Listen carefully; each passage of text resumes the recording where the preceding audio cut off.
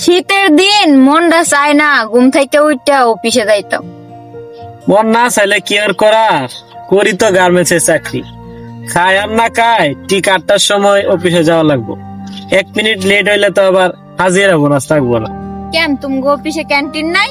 আরে না, ক্যান্টিন নাই। ক্যান্টিন থাকলে তো 10টার সময় যা খিদা লাগে খাইতে পারতাম, ক্যান্টিন নাই। তুমি অফিস ছুটি হয় কয়টায়?